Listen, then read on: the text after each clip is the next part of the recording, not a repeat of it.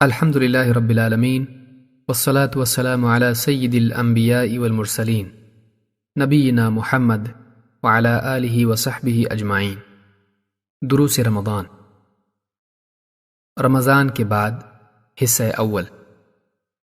رمضان کی تربیت کا حاصل یہ ہے کہ آدمی رمضان کے بعد بھی تقوی شعار زندگی کا اہتمام کرے۔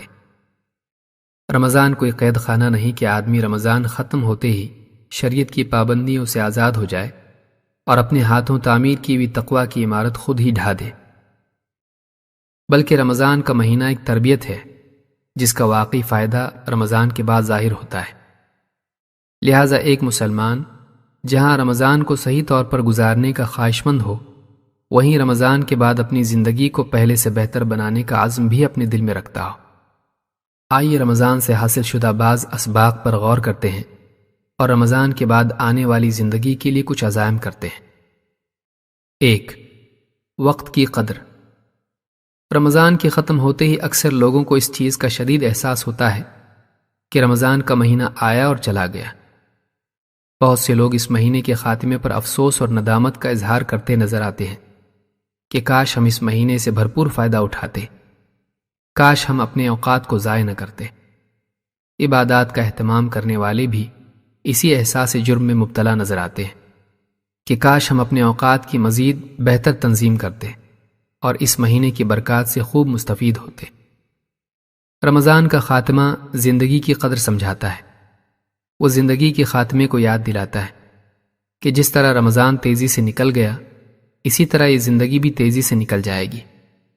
جس طرح رمضان کا ختم ہو جانا افسوس اور ندامت کا سبب بنا، اسی طرح زندگی کے اس قیمتی موقع کو ضائع کرنے والے بھی آخرت میں افسوس کرتے دکھائی دیں گے، لیکن اس وقت ان کی حسرت اور ندامت بے قیمت ہو کر رہ جائے گی۔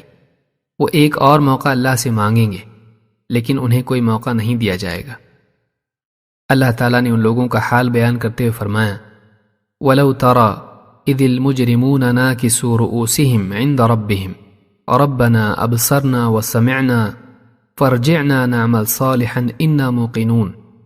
اور کاش کہ تم مجرموں کا حال دیکھتے جب وہ اپنے رب کے سامنے سر جھکائے کھڑے ہوں گے۔ وہ کہیں گے، اے ہمارے رب، ہم نے دیکھ لیا اور سن لیا، بس تو ہمیں دنیا میں واپس بھیج دے تاکہ ہم نیک عمل کریں۔ اب ہم یقین کرنے والے ہو گئے ہیں۔ سورۃ السجدہ آیت نمبر 12۔ لیکن قیامت کے دن ان کا یہ مطالبہ پورا نہیں کیا جائے گا اور وہ جہنم کے گڑھے میں پھینک دیے جائیں گے۔ آدمی کو چاہیے کہ وہ اس سے سبق و عبرت لے۔ وہ اس بات کا خیال رکھے کہ کہیں رمضان کی طرح اس کی زندگی بھی ختم نہ ہو جائے اور وہ اپنی سستی اور بے عملی پر افسوس کرتا رہ جائے، پھر نہ افسوس اس کے کچھ کام آئے اور نہ فریاد۔ 2. نیک اعمال پر دوام۔ رمضان اس لیے نہیں کہ آدمی ایک مہینے کے لیے دیندار بن جائے اور مہینہ ختم ہوتے ہی دینداری کا لباس اتار دے، بلکہ رمضان کا تقاضا یہ ہے کہ آدمی مہینہ بھر جس طرح نیک اعمال کرتا رہا، مہینہ ختم ہو جانے کے بعد بھی اس اہتمام کو باقی رکھے۔ اللہ کے نبی صلی اللہ علیہ وسلم نے فرمایا، اللہ کے نزدیک محبوب ترین عمل وہ ہے جس پر عمل کرنے والا پابندی سے جمع رہے، چاہے وہ عمل تھوڑا ہی کیوں نہ ہو۔ اس حدیث کو امام بخاری اور مسلم نے روایت کیا ہے۔ اسی طرح آپ نے عبداللہ ابن عمرو ابن عاص رضی اللہ تعالیٰ عنہ سے فرمایا، اے عبداللہ، فلاں شخص کی طرح نہ ہو جانا جو رات میں قیام اللیل کرتا تھا لیکن پھر اس نے اپنا عمل چھوڑ دیا۔ اس حدیث کو بھی امام بخاری اور مسلم نے روایت کیا ہے۔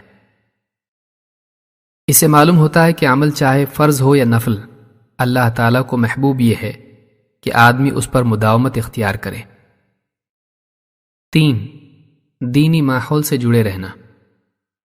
رمضان المبارک کا دینی ماحول ایک بے عمل کو بھی عمل پر کھڑا کر دیتا ہے۔ یہ ایک حقیقت ہے کہ انسان پر ماحول کا بہت اثر ہوتا ہے۔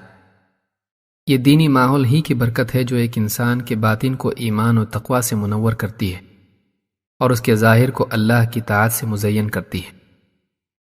لہذا رمضان کے بعد بھی دینی مجالس میں ضرور حاضر ہونا چاہیے۔ اہل علم کے دروس اور وعظ و نصیحت کی مجالس میں حاضری کا خاص اہتمام کرنا چاہیے۔ ان مجالس میں حاضری سے آدمی کا دل نرم ہوتا ہے اور اس میں اپنے احتساب اور اپنی اصلاح کا جذبہ پیدا ہوتا ہے۔ انس بن مالک رضی اللہ تعالیٰ عنہ فرماتے ہیں کہ اللہ کے رسول صلی اللہ علیہ وسلم کو آپ کے صحابہ سے کوئی ناگوار بات پہنچی تو آپ نے خطبہ دیا۔ آپ نے فرمایا، جنت و جہنم میرے سامنے پیش کی گئی، میں نے خیر و شر میں آج کے دن کی طرح کوئی دن نہیں دیکھا، اور اگر تم جان لو جو میں جانتا ہوں تو تمہاری ہنسی کم ہو جائے اور تمہارا رونا بڑھ جائے۔ فرماتے ہیں صحابہ پر اس سے زیادہ سخت دن کبھی نہیں آیا تھا۔ انہوں نے اپنے سر ڈھانپ لیے اور سسکیاں لے کر رونے لگے۔ اس حدیث کو امام بخاری اور مسلم نے روایت کیا ہے۔ نبی صلی اللہ علیہ وسلم کی وعظ سے صحابہ پر جو اثر ہوا وہ اس حقیقت کی ایک مثال ہے کہ دینی مجالس اور وعظ و نصیحت کا قلوب پر کتنا گہرا اثر ہوتا ہے۔ ان مجالس میں اللہ کی عظمت، آخرت کی یاد، دنیا کی حقارت، گناہوں کے نتائج وغیرہ کا تذکرہ انسان کو توبہ و اصلاح کی طرف مائل کر دیتا ہے اور دنیاوی ماحول کے برے اثرات سے اس کے دل کو پاک کرتا ہے۔ لہٰذا رمضان کے بعد بھی دینی مجالس میں حاضری اپنے دین و ایمان کی حفاظت اور اس کی تجدید و تقویت کی خاطر ضروری سمجھیں۔ نہ صرف خود ان مجالس میں حاضر ہوں بلکہ اپنے ساتھ بھی بچوں کو بھی لے جائیں تاکہ ہمارے ساتھ ہمارے گھر والے بھی جنت کے راستے پر ثابت قدم رہ سکیں۔ اسی طرح اپنی ذاتی مجالس و تعلقات بھی ایسے ہی لوگوں سے رکھنا چاہیے جو دین کے پابند ہوں۔ اللہ کے نبی صلی اللہ علیہ وسلم فرماتے ہیں، آدمی اپنے دوست کے دین پر ہوتا ہے، لہٰذا تم میں سے ہر شخص دیکھ لے کہ وہ کس کو اپنا دوست بنائے ہوئے ہے۔ اس حدیث کو امام ابو داؤد اور ترمذی نے روایت کیا ہے۔ اقول ھذا واستغفر اللہ لی ولکم۔